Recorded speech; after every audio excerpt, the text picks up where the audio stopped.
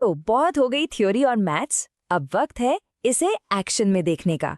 एक बहुत ही सिंपल से एक्सपेरिमेंट से समझते हैं कि ये जादू असल में होता कैसे है।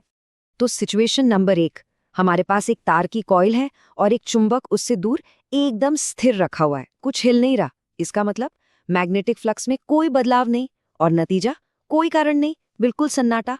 अब देखिए सिचुएशन नंबर 2। हम चुंबक को उठाते हैं और उसे कॉइल की तरफ ले जाते हैं। जैसे ही ये हरकत हुई, कॉइल से गुजरने वाला मैग्नेटिक फ्लक्स बदलने लगा।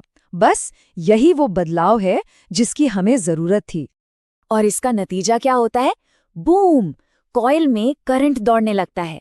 सोचिए, सिर्फ एक चुंबक को हिलाने से हमने बिजली बना ली।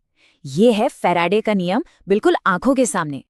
तो ये थ्योरी और एक्सपेरिमेंट तो बहुत अच्छा है, पर सवाल ये है कि हमारे रोजमर्रा की जिंदगी में इसका क्या काम है।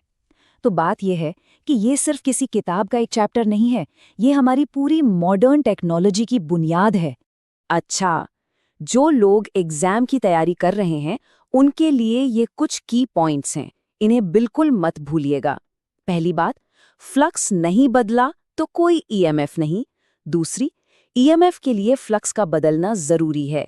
तीसरी, ईएमएफ कितना होगा ये इस पर डिपेंड करता है कि फ्लक्स कितनी तेजी से बदल रहा है।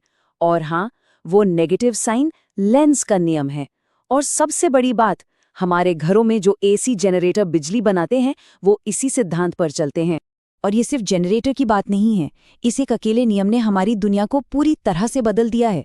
पावर प्लांट के बड़े बड़े जनरेटर्स, हमारे घरों के ट्रांसफॉर्मर्स, किचन में रखा इंडक्शन चूल्हा, अरे यहाँ तक कि इलेक्ट्रिक गिटार और माइक्रोफोन भी सब के सब इसी कमाल के सिद्धांत पर काम करते हैं। तो चलिए अब इस पूरी बातचीत को समेटते हैं और एक आखिरी सवाल पर आकर रुकते हैं। तो मतलब बस एक बदलता हुआ मैग्नेटिक फील्ड, सिर्फ इतनी सी बात हमारी दुनिया को चलाने वाली बिजली के पीछे का सबसे बड़ा राज है। ये बात सोचने पर मजबूर करती है ना, कि हमारे आसपास और कौन सी ऐसी अदृश्य ताकतें हैं जो हमारी रोजमर्रा की जिंदगी को चला रही हैं और हम उन पर ध्यान